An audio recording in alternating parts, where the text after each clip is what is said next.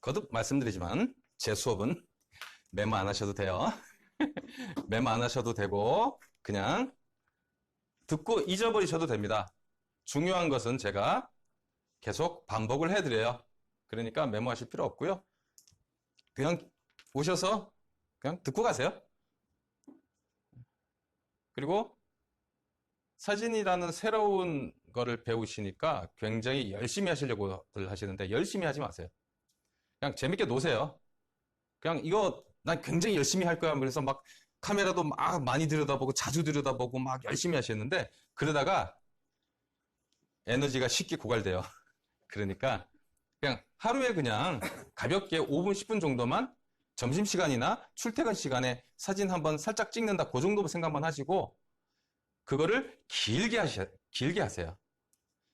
오히려 그게 낫지 하루 날 잡아서 하루 종일 사진 찍는 것보다는 일주일에 하루를 매일 점심시간이든 출퇴근 시간이든 5분에서 10분 정도만 일주일을 계속 하시는 것이 오히려 더 효과가 좋습니다. 그러니까 너무 열심히 하지 마세요. 예.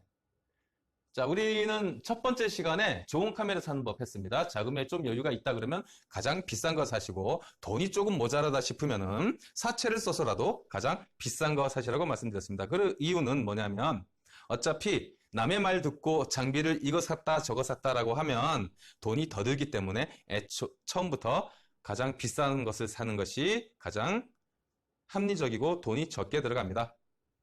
그리고 적은 자금으로 좋은 카메라 사고 싶을 때는 중고로 사시라고 말씀드렸습니다. 중고로 100만 원 선의 바디를 사시면 얘네들이 처음 출시될 때 한 400만 원짜리 카메라들이 중고가로 100만 원 선이면은 아주 쓸만한 카메라예요. 그렇기 때문에 얘네들을 한 400만 원짜리를 중고로 100만 원에 사시면 본전 뽑기가 아주 좋습니다. 근데 처음부터 새거 좋은 거 사시면 본전 뽑기 어려워요. 이제 사진을 새로 시작하셨는데 내일 싫어질 수도 있잖아요. 그렇기 때문에 중고로 팔아도 손해 안 보는 중고에서 바디 100만 원 중고를 사시고 렌즈도 중고로 100만 원 선에 사시면 좋습니다. 근데 렌즈 구성이 여러 가지가 있는데 저번주에 말씀드렸죠? 렌즈 구성이 여러 가지가 있는데 그 중에서도 70-200이라는 망원 렌즈를 먼저 사시라고 말씀드렸어요. 그 이유는 멀리 있는 것을 땡겨 보면서 시각적 훈련을 하기가 좋은 것이 이 70-200 망원 렌즈예요. 구도 훈련을 하기 가장 이상적인 게 70-200 요 망원 렌즈니까 요거를 먼저 사시고 그 다음에 2470이라는 화각의 렌즈가 있는데 여기서 훈련이 잘 됐을 때 여기로 내려가면 넓게 봐서도 구도를 아주 잘 잡을 수가 있습니다. 그래서 요거 먼저 사고 그 다음에 요거 사는 것이 가장 좋고요. 아까 사진만 보고 어떻게 단렌즈로 찍었는지 알 수 있지? 이렇게 의문점을 가지셨잖아요. 단렌즈에는 보통 30mm, 50mm 뭐 여러 가지 있어요. 85mm도 있고 100mm도 있어요. 여러 가지가 있는데 단렌즈들의 특징은 뭐냐 하면 색감과 입체감이 굉장히 표현이 잘 돼요. 줌 렌즈 자, 2사에서 친곡이면 50mm를 포함하고 있겠죠? 여기 있는 50mm보다도 여기 있는 50mm가 더 공간감과 입체감, 색감을 훨씬 더 잘 표현을 해요. 그래서 한번 딱 보면은 이건 단렌즈로 찍었구나 아니면 줌 렌즈로 찍었구나 그런 걸 알 수 있습니다. 그래서 여기에서는 일단 무조건 좋은 카메라 사는 법에서는 일단 무조건 대출 받아서라도 비싼 거 사라. 그것이 아니면 중고 사라. 네, 렌즈는 한번 사면 평생 가는데 바디는 어차피 바꿀 거니까 바디는 바꿀 거니까 바디는 뭐 100만 원 선에서 사도 괜찮다. 바디는 특성을 타는데 렌즈는 특성을 타지 않는다. 그러니까 렌즈는 무조건 좋은 거 사라. 좋은 거 사서 평생 쓰시고 바디는 중고로 사셔서 바꿔가면서 쓰셔도 괜찮습니다. 자, 철학적 사진의 정의를 저희가 했었죠? 안 했나요? 안 했군요. 자, 사진은 제가 뭐라 그랬죠? 사진은, 예? 그렇죠. 최종적으로 출력되어진 인쇄, 인화 또는 프린트돼서 신문, 잡지, 기타 등등의 최종적으로 나온 결과물을 우리는 사진이라고 합니다. 그 이외에 핸드폰이나 디지털 카메라 안에 있는 것은 사진 데이터라고 말씀드렸습니다. 이제 기억들 나시나요? 네. 근데 그것은 사진이란 정의는 사전적인 우리가 각자가 생각하는 철학적 사진이 다르기 때문에 사전적인 우리 공통적으로 사진은 이런 것이야 라고 하나의 의견으로 모아본 것이 사전적 사진의 의미라면 여기에 보이는 철학적 사진의 정의는 교과서에서 나오지 않은 제가 만든 기초 이론이에요.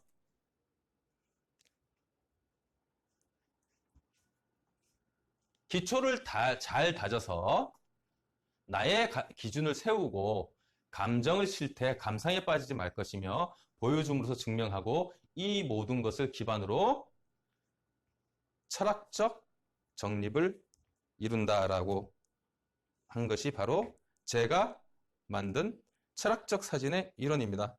기초 단계에서 보시면 가장 기본적인 게 카메라 워킹. 카메라 워킹이 뭘까요?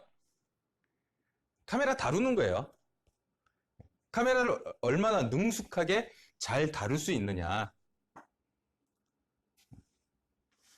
카메라를 잘 다루는 것이 가장 기본적인 소양이 되겠고, 그 소양 위에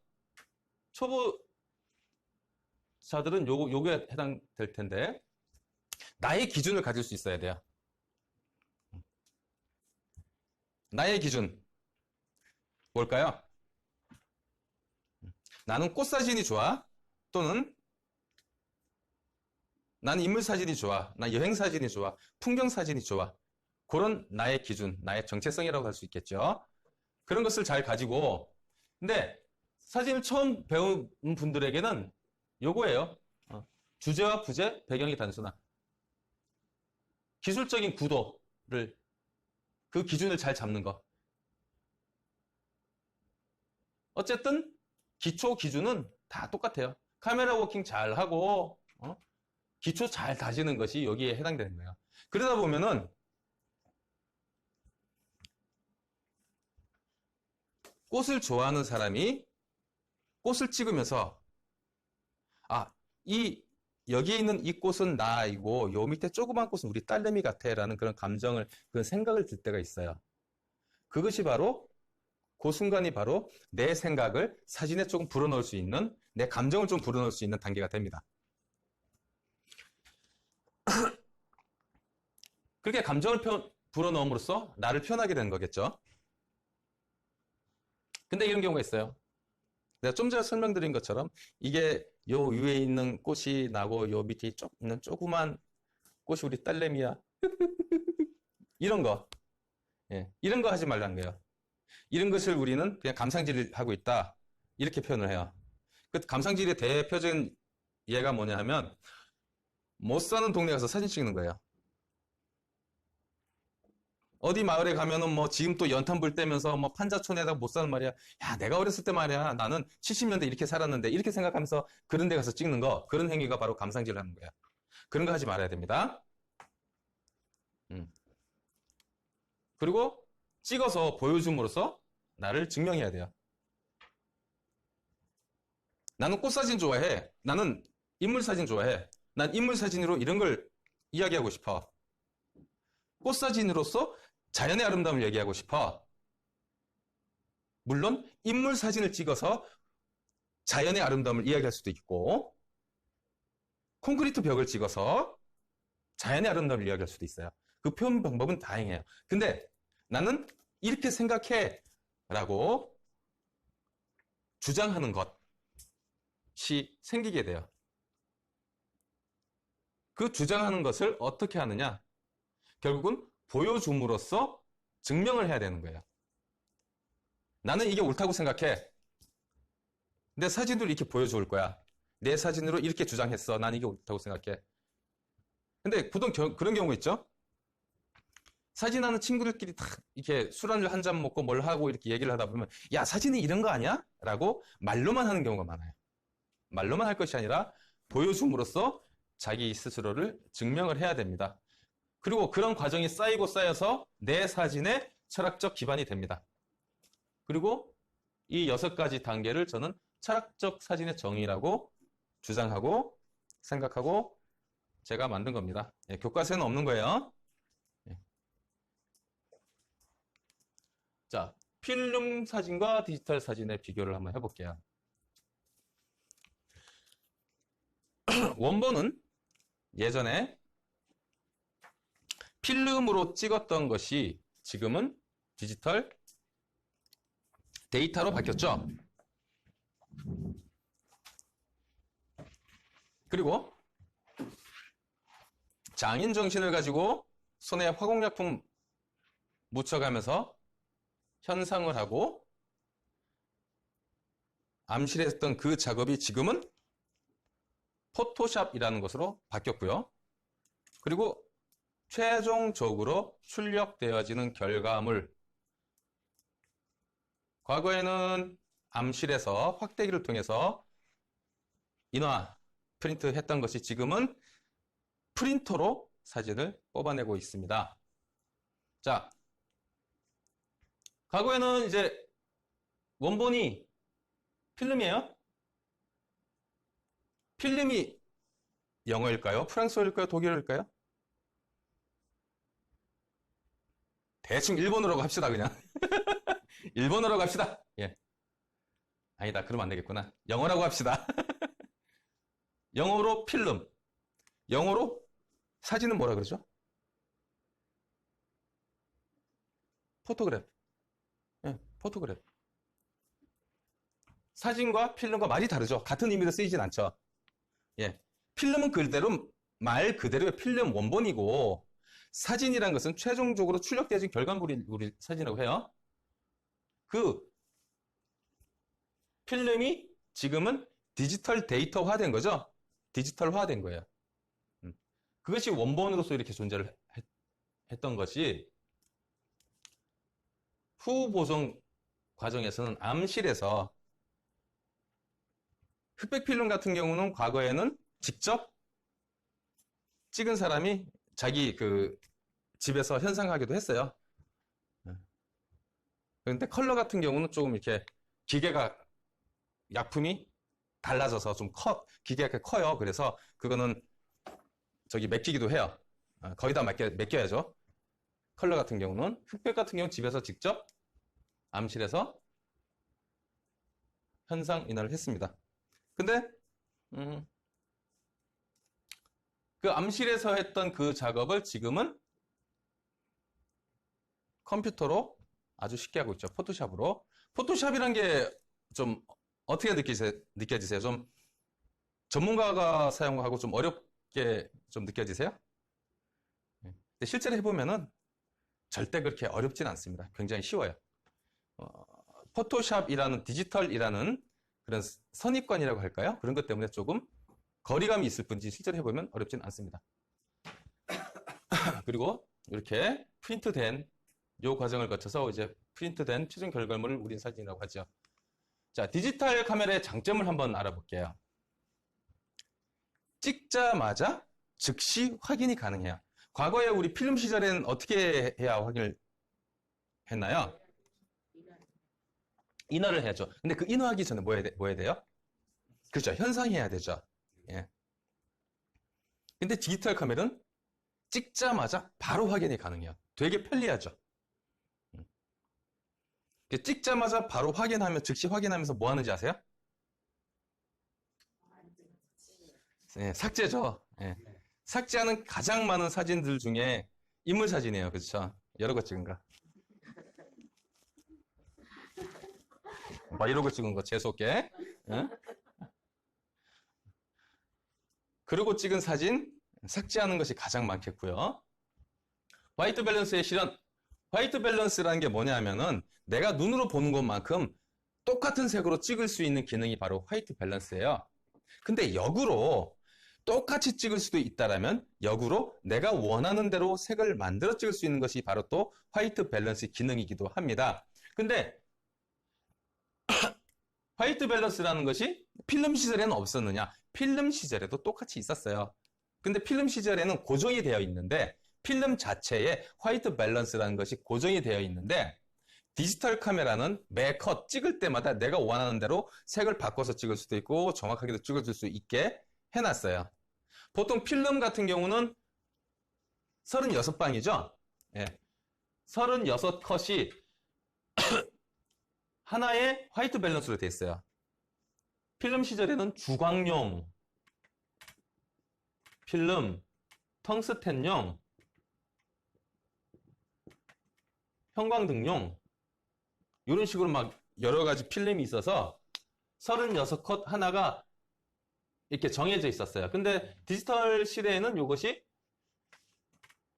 매 컷마다 화이트 밸런스를 바꿔줄 수 있죠. 그리고 다양한 후보정이 가능하게 됐습니다.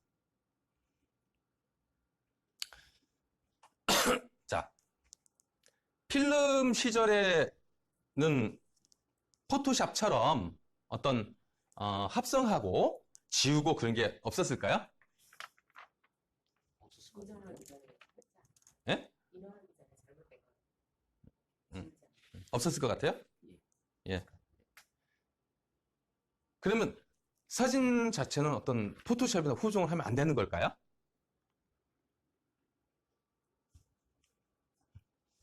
사진이라는 것은 원래 찍어서 암실에서 후보정을 해서 프린트하는 이 모든 과정을 다 사진은 포함을 하고 있어요. 필름 시절에도 없는 거 합성하고 있는 거 지우는 작업이 가능했어요. 과거에서부터 그 작업을 계속 해오던 것이 디지털화 되면서 조금 더 쉬워졌을 뿐이에요. 근데 보통 이제 오해들을 하시는 게 뭐냐면 디지털이 나오면서부터 후보정이 생겼다라고 오해들을 하시는데 절대 그렇지 않습니다.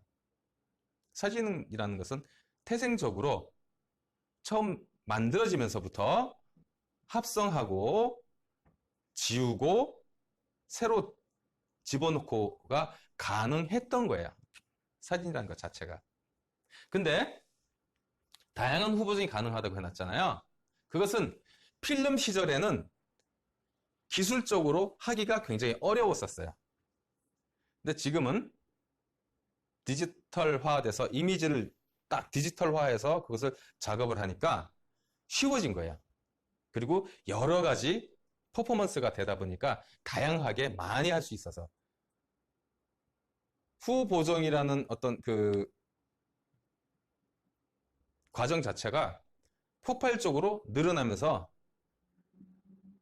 사람들이 거기에 대한 어떤 거부감이라고 할까요? 아니면은 거기에 대한 맹신이 있기도 하고 그러다 보니까 기존에 필름만 하시던 분들은 이것을 잘 수용을 못 하시는 부분도 있어요. 그래서 거기에 대한 거부감이 없잖아 있으신 거고 후보정이라는 것은 태초에부터 있었다. 그리고 경제적 효과. 자, 과거에는 필름을 사서 사진을 찍어서 현상을 해야 그리고 프린트를 해야 확인이 가능했는데 지금은 그 과정이 없으니까 돈이 적게 들죠. 그리고 화이트 밸런스라는 것도 필름을 안 바꿔줘도 되니까 돈이 적게 들어요. 그리고 사진을 뽑으려면 암실이라는 게 있어야 되는데 지금은 암실 대신 컴퓨터가 대신하고 있고 장소도 많이 차지하지 않고 있죠. 컴퓨터 한 대 정도. 그러다 보니까 필름에 비해서 경제적으로 상당히 효과적입니다. 그리고 메모리는 지웠다 썼다 반복적으로 쓸 수가 있죠. 필름 시절보다 디지털 사진이 지금은 더 경제적으로 효과가 좋습니다.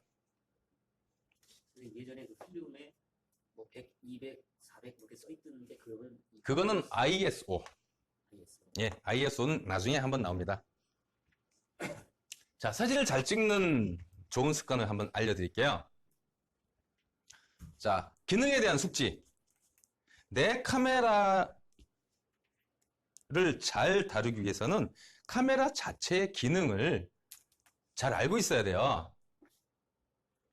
내 카메라엔 어떤 기능이 있는지, 그리고 내가 원하는 것은 어떻게 조작하면은 그것을 할 수 있는지, 그 카메라 자체의 기능을 잘 알고 있어야 되고요. 그러기 위해서는 제가 말씀드렸었죠? 5가지 검색해 보시라고. 기억들 나세요? 자, 첫 번째, 셔터. 아주 좋습니다. 이렇게 말씀해 주신 거예요. 그 다음에 두 번째, 조리개. 조리개. 세 번째, IS. ISO. 와우, 좋습니다. 네 번째, 밸런스. 예, 화이트 밸런스. 다섯 번째, 측거리. 예, 측 거점. 예, 측 거점. 자, 내 카메라에 셔터 바꾸는 법, 조리개 바꾸는 법, IS 바꾸는 법, 화이트 밸런스 바꾸는 법, 측 거점.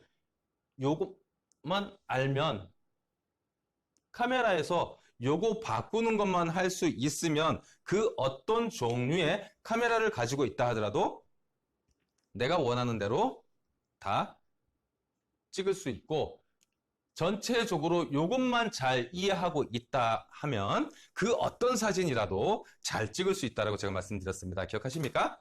예. 예. 믿습니까? 예. 예. 믿는 자에게 복이 있나니 천국이 꼭 내 것이다. 믿으십시오. 예. 저는 참고로 불교는 아닙니다. 무교입니다. 예. 자, 어쨌든 기능에 대한 숙지, 요거를 제가 검색을 해보라고 했어요. 이렇게 검색을 해보라고 한 이유는 뭐냐면, 우리 선생님이 쓰시는 카메라의 기종이 워낙 다양하기도 하고, 그 사용법을 제가 일일이 다 모르기 때문에 개인이 소지하고 있는 카메라의 모델은 한 번쯤은 검색해 보시면 잊어먹지 않는다고 말씀드렸습니다. 제가 알려드리는 거는 잊어먹는데, 이렇게 하나씩 직접 검색해 보시는 거는 절대 잊어먹지 않는다고 말씀드렸습니다. 검색들 해보셨나요? 역시 아무도 안 해보셨군요. 예. 저는 여러분을 믿습니다. 예. 안 해보실 것을 믿습니다.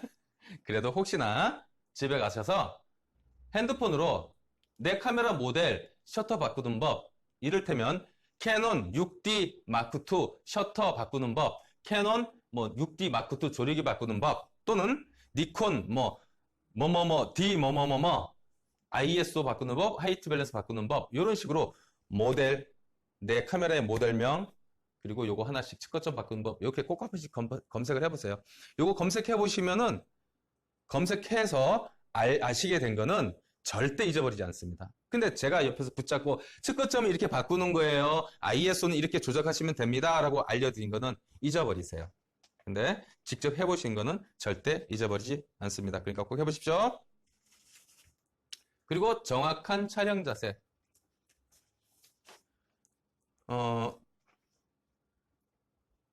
당구 치세요? 몇 치세요?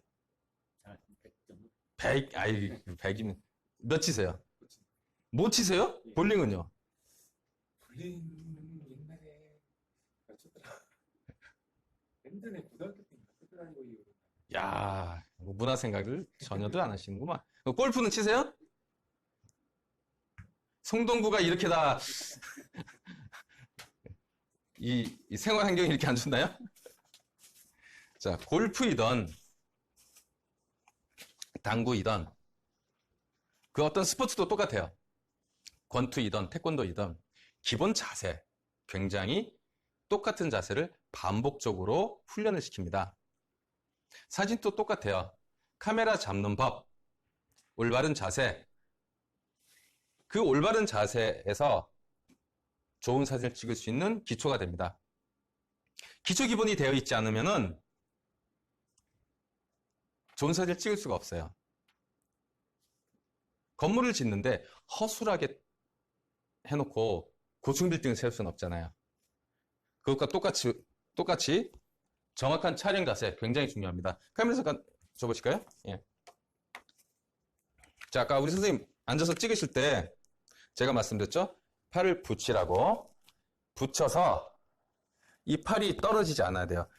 이 팔이 떨어지는 순간 사진은 흔들리게 되어 있습니다. 그리고 이거보다 무거운 렌즈를 장착하게 되었을 때는 팔이 떨어지면 이게 더 쉽게 흔들리게 되세요. 그리고 머리가 앞으로 가는 것이 아니라 카메라가 내 눈으로 와야 돼요. 이렇게 정확한 자세 잘 잡아주셔야 돼요. 이게 머리가 앞으로 가게 되면 무게가 앞으로 쏠려서 목 디스크가 쉽게 옵니다. 그리고 왼손은 가볍게 카메라를 올려놓고 얘는 항상 붙여주고, 그리고 하다 보면 촬영을 오래 하다 보면 이게 이렇게 붙게 돼 있어요. 예, 이렇게 붙게 돼 있어요. 오래 촬영하다 보면 나도 모르게 붙어요. 왜냐하면 아프니까 몸이 아프니까 한 8시간 이상 촬영하다 보면 나도 모르게 이렇게 붙게 돼 있어요. 그리고 잘 보세요. 세로로 찍을 때 이렇게 찍는 분들 많으세요. 이렇게 팔을 들게 되면 나도 모르게 이걸 누르게 돼 있어요. 그래서 이게 흔들려요. 이게 불안정한 자세예요. 세로로 찍을 때는 이렇게 카메라를 돌려주는 거예요. 이렇게 돌려줘서 이렇게 잡되 어느 가로이든 세로이든 이것이 떨어지지 않는다는 게 중요한 거예요.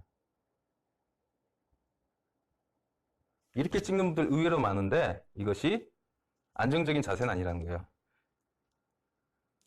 이렇게 가로로 찍던 세로로 찍던 이 팔이 떨어지지 않는 거 중요합니다. 그렇게 찍어주시고, 가끔가다 이런 분들 계세요. 이렇게 해서 렌즈 만지시는 분들 있어요. 예. 이렇게 처음부터 이렇게 배우시고 이거 못 고치면 어쩔 수 없지만 가급적이면 이렇게 잡아주세요. 이것도 이렇게 잡아주세요. 이게 안정적인 자세입니다. 예, 이렇게 해가지고 이렇게 잡아주잖아요. 벌써부터 이게 받쳐준 게 없으니까 흔들려요. 불안정해요. 그래서 항상 올바른 자세가 좋은 사진을 찍을 수 있는 아주 기본적인 베이스가 됩니다. 그리고 자주 보여주어라. 여러분들이 찍은 사진을 저에게 보여주셔야 다음부터는 요따구로 찍지 마세요라고 제가 말씀드릴 수가 있겠죠. 예. 근데 저 못 찍는데 사진 가져와서 뭐해요? 아유, 창피한데 이렇게 생각하시는 분들도 있어요. 예. 잘 찍으시면 여기 안 오시면 되는 거예요. 못 찍으니까 잘 찍고 싶어서 보여주는 거예요. 그렇게 보여주셔야 제가 개인에게 맞는 코치를 해드릴 수 있고, 또 여기에 사진을 가지고 오기 위해서 찍어서 컴퓨터 옮기면서 한번 보고, 또 셀렉팅 하면서 한번 보고, 여기 와서 또 한번 보고, 한 번이라도 더 보면서 사진 고르는 눈이 나도 모르게 늘어나고, 이 자리에서 보여줌으로써 내가 저거를 왜 가져왔을까 젠장, 이런 걸 스스로 느끼게 돼 있어요. 근데 그것은 제가 알려드릴 수 없는 거예요. 스스로 느끼는 거는 아주 큰 공부가 됩니다. 근데 제가 말을 하지 않아도 스스로 느끼는 것이 더 중요해요. 그리고 제가 말해주는 것도 플러스가 되겠죠. 근데 그런 경험을 제가 직접 해드릴 수 없으니 가지고 오라고 말씀드린 거예요. 그것만큼 좋은 경험은 없습니다. 그리고 내가 가지고 옴으로 해서 나의 시각을 동료와 같이 나눌 수 있죠. 그리고 동료가 사진을 가지고 오기 때문에 그것을 보고 내가 또 배우게 되죠. 그러니까 사진을 가지고 오는 것이 중요합니다. 그러면서 자신의 시각이 드러나게 돼 있죠. 자신의 시각이 드러난다는 것은 곧 내가 꽃을 좋아해, 나는 인물을 좋아해, 나는 건축물을 좋아해. 결국은 거기서 자신의 개성과 자신의 시각이 드러나게 돼 있겠죠. 그리고 사진을 가지고 오려면 제가 아까도 말씀드렸죠. 일상에서 사진을 찍기를 즐기셔야 되는데, 사진을 나는 새로 배우니까 굉장히 열심히 할 거야 라고 생각하면서 오늘은 동해 갔다가 내일은 남해 갔다가 내일 모레는 지리산 올라갔다가 일주일 중에 6일은 사진을 찍을 거야 막 이러면서 열심히 하시는 분 많으세요. 그렇게 하시는 분 한 달도 못 가요. 제가 분명히 말씀드리지만 지금 8분이 계신가요? 예, 8분. 한 분이 지금 출장 때문에 이번 주하고 다음 주까지는 못 나오신다고 하셨어요. 그리고 저번 주에 새로 오신 여자분 2분 있었죠? 당장 안 나오시죠? 자, 여기 계신 분들 3개월이 끝나는 시점에 몇 분이 남아있을까? 3분의 1도 안 남아있을 거예요. 전 장담합니다. 왜 그런지 아세요? 너무 열심히 하니까 그래. 대충 하세요. 대충 그냥. 대충 나와서 그냥 수다나 떨고 잘생겼으니까 한번 보고 그렇게 오시면 되는 거지. 그런 분들이 또 계세요. 사진을 가져왔는데 야, 저 새끼는 나보다 잘 찍는데 쪽팔리네. 비교하지 마세요. 걔 사진은 걔 사진이고 내 사진은 내 사진이에요. 이렇게 비교하고 아우 난 쪽팔려서 못 가져서 이러면서 위축되면서 안 나오는 경우가 있는데 그러지 마시고요. 지속 가능성을 생각하세요. 길게 가는 방법은 사진을 조금이라도 계속 가지고 오시는 분이 길게 가세요. 제 경험으로 봤을 때. 처음부터 열심히 하시는 분요, 끝까지 못 가세요. 끝까지 간 사람 단 한 명도 못 봤어요. 길게 가기 위해서는 서너 장이라도 매번 가지고 오시고 그냥 쭉 이렇게 가시는 거. 그게 제일 오래 하는 방법이고 실력이 빨리 느는 방법이에요. 근데 어쨌든 실력이 이거 뭐 한 2, 3개월 됐다고 실력 확 늘지 않아요. 단 처음 시작할 때부터 끝날 때까지 남아 계시면 남아 계신 분은 한테는 그 갭이 분명히 생겨요. 그리고 초급을 한 번 들어본 분하고 2번 들어본 분하고 3번 들어본 분하고 차이가 날 거예요. 처음에 초급을 한 번 들으면 내가 몰랐던 거 아는 거 요만큼이라고 하면 2번 들은 분은 이만큼이 늘어나요. 3번 들은 분은 이거 늘어난 것 이상으로 몇 배가 늘어나요. 왜냐? 응용이 되거든. 그리고 들을 때마다 새롭거든. 그래서 저는 초급 과정을 항상 2, 3번 이상 들어보라고 합니다. 그래서 지금 2분은 지금 2번째 듣고 계시죠? 근데 확실하게 2번째 들으니까 새로운 게 있을 거예요. 그것이 바로 예? 현명하십니다. 2번째 들으면서 새롭네 또는 이게 이랬구나라고 느끼시는 것이 바로 진정 본인 것이 되는 거예요. 그렇게 일상에서 사진을 찍으세요. 힘 빼지 마시고. 그리고 중요한 거, 그날 찍은 사진은 그날 정리해라. 핸드폰으로 찍던 카메라로 찍던 그날 찍은 사진 컴퓨터에 꽂아가지고 오늘은 어디 갔다 왔어 딱 이렇게 해서 폴더를 만들어서 그 안에 집어넣으세요. 그래서 집어넣으면서 한 번이라도 더 보겠죠? 날짜별로 정리하던 장소로 정리를 하던 그날 찍은 사진은 꼭 그날 정리하세요. 그것을 전문 용어로 뭐라고 그러냐 하면 생각의 관성이라고 해요. 아마 어떤 여건이 되고 뭐 시간이 되면 제가 또 다른 강의로 다른 특강으로 할 수도 있는데 생각의 관성이라는 것이 있어요. 간단하게 말씀드리자면 우리가 무엇을 함에 있어서 야 우리 내일 저기 롯데월드 한번 가볼래? 야 싫어 나 귀찮아 안 가. 야 그럼 내일 저기 관악산이나 가볼래? 나도 힘들어 죽겠어 안 가. 이런 사람들 있죠. 잘 순응하지 않고 호응하지 않는 멈춰있죠. 우린 이런 사람들 전문용어로 꼰대라고 합니다. 이렇게 생각의 관성이 멈춰있는 것도 관성이에요. 생각이 멈춰있는 것도 관성이고 생각이 움직이려고 하는 것도 움직이려는 그 속도를 유지하려는 것도 그것도 또한 관성입니다. 근데 그날 찍은 사진을 그날 정리하는 이 습관이 되면 이게 관성이 붙게 되면 더 큰 효과가 직선 형태로 나타나는 게 아니라 곡선 형태로 나타나게 돼 있어요. 급상승한다는 거죠, 실력이. 생각의 관성이라는 것은 그렇게 나타납니다. 제가 그 경험에 산 증인이에요. 그러니까 요 관계된 얘기는 나중에 뭐 다른 강의에서 할 수 있으면은 이거 심리 상담성 강의예요, 그거는. 자, 카메라 파지법. 카메라를 잡는 바른 자세가 좋은 사진을 찍을 수 있는 기초가 되고요. 촬영할 때 생기는 미러 쇼크와 호흡에 의한 흔들림을 방지하기 위해서 셔터 버튼을 누를 때 호흡을 멈추고 버튼을 누릅니다. 자, 아까 제가 자세, 올바른 자세 알려드렸죠? 근데 여기 보면 미러 쇼크라는 게 있어요. 미러 쇼크가 뭐냐면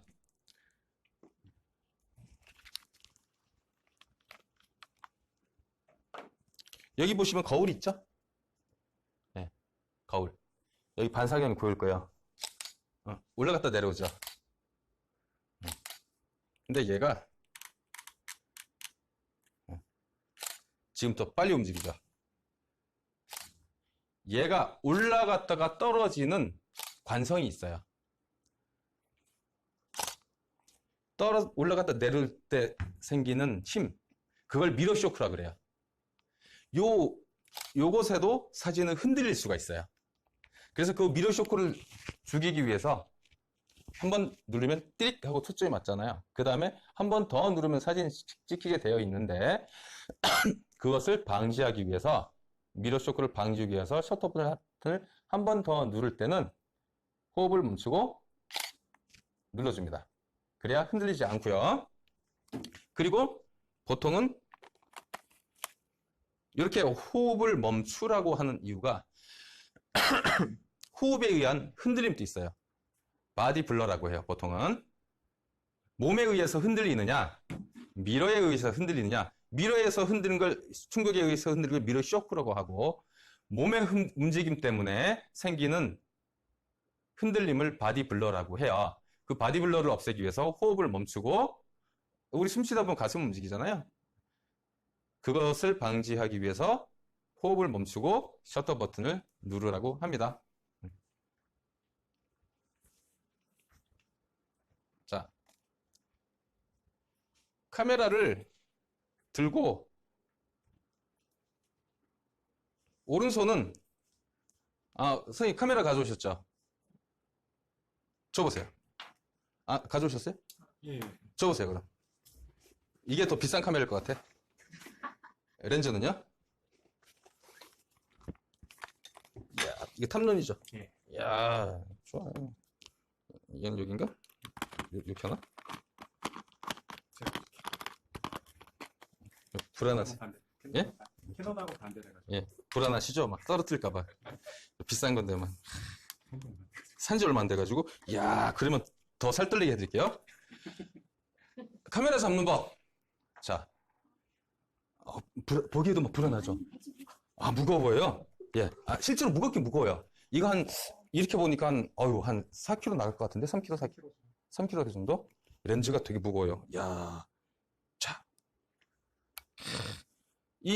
이런 카메라들의 특징이 뭐냐면, 이런 고급 카메라일수록 무게 중심이 굉장히 잘 잡혀 있어요. 여기 보시면, 온폭 들어간 데 여기 있죠? 여기를 이 욕하는 손가락으로 딱 걸치는 거예요. 카메라 잡을 때 항상 여기를 이렇게 잡아주는 거예요. 그리고 이거 막 흔들어 보세요. 막, 우와, 불안하지? 막 떨어질 것 같지만. 예. 야, 이거 막 흔드는데 막 그냥 오금이 막 저리실 거야. 그죠?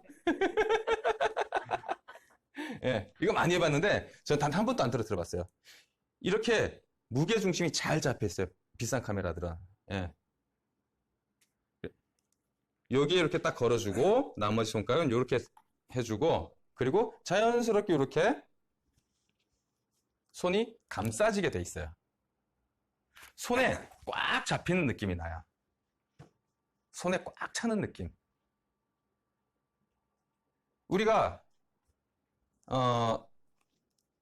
당구 큐 때나 골프 클럽을 잡을 때 손에 꽉 잡히면은 더 잘 다룰 것 같지 않으세요? 안에서 이렇게 막 겉도는 것보다는 실제로 그래요.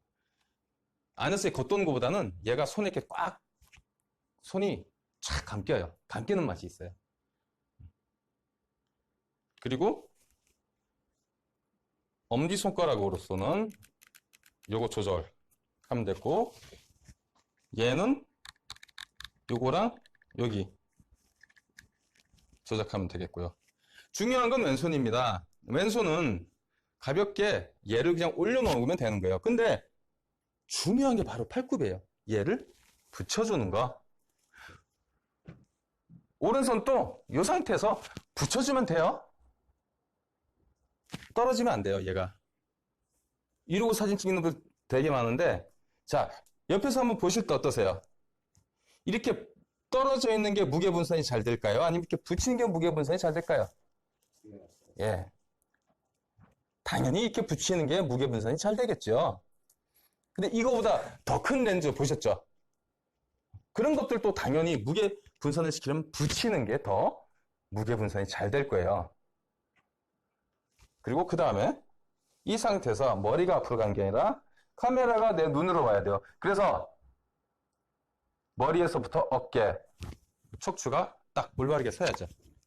그래야 무게 분산이 잘 되고 흔들리지 않는 사진을 찍을 수 있는 기본 자세가 잘 잡히는 겁니다. 그리고 세로로 찍을 때는 이렇게 해서 찍어주면 돼요. 그리고 오른쪽으로 찍어요? 왼쪽으로 찍어요? 이렇게 물어보신 분이 있는데 편한 눈으로 하시면 돼요. 아무 눈이나 상관없습니다. 내 눈이 편하다고 생각하시는 대로 하시면 돼요. 가끔가다 좀 왼쪽으로 찍으면서 이렇게 바깥으로 이렇게 보기도 해요. 네. 편한 대로 하시면 되겠습니다. 올바른 자세가 좋은 사진을 찍을 수 있는 기본이 됩니다. 예? 예?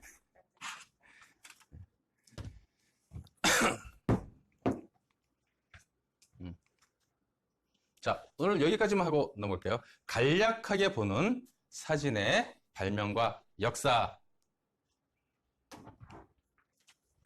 원래 뭐 이렇게 카메라 들고 자세도 연습하기도 하는데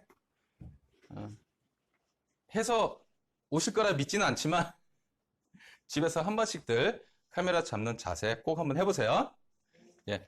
자, 사진이라는 것은 처음 생긴 게 1828년에 니엡스라는 사람이 만들었어요. 처음 발명을 했는데 이 사진이라는 것의 기본적인 어떤 원리에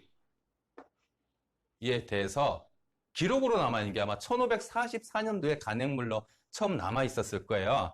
1544년도쯤에 요렇게 하니까 요런 방식으로 하니까 바깥의 풍경이 방 안에 맺혀라는 것을 간행물로 처음 나온 게 1544년에 그런 기록이 있다라고 합니다. 그것을 기본으로 그림을 그리는 밑그림 작업용의 도구로 쓰여진 것이 바로 카메라 옵스큐라라는 도구예요. 그 도구가 발전해서 지금 현재의 카메라로 발전이 됩니다.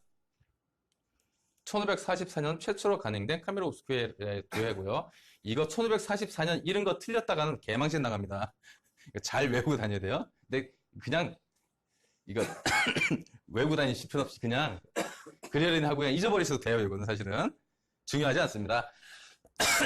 여기 보시면 이렇게 생긴 게 카메라 옵스큐라인데 이렇게 렌즈를 통해 들어온 빛이 거울에 반사돼서 이렇게 유리 위에다가 기름종이 같은 걸 놓으면 여기에 바깥의 풍경이 좌우가 반전된, 좌우가 뒤집어진 거울처럼 그런 형상이 맺히게 되어 있어요. 그래서 여기에서 기름종이 위에다가 막 이렇게 밑그림을 그려요. 그래서 아뜰리에로 가지고 들어와서 그것을 보고 그림을 그리는 거죠.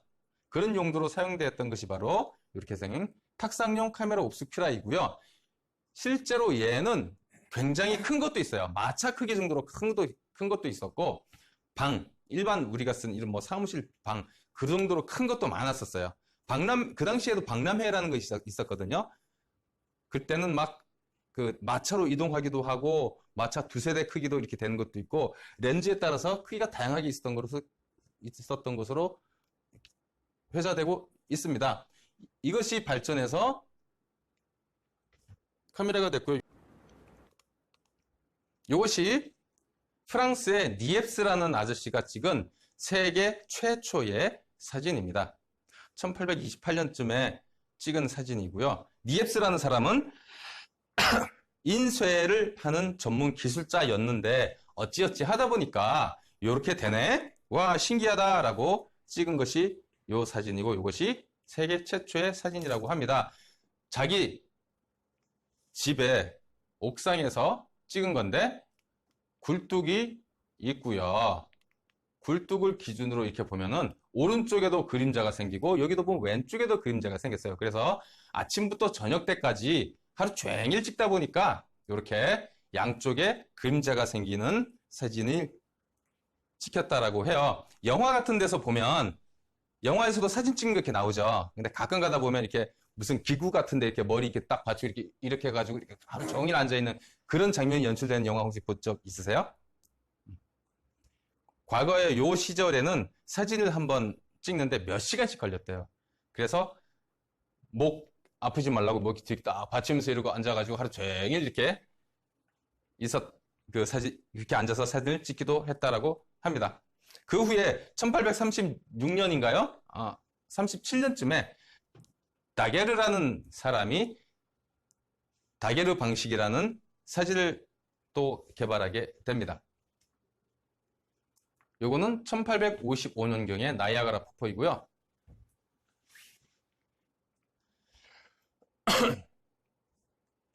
다음 시간에는 카메라의 구조와 종류를 해보도록 하겠습니다. 질문 있으신가요?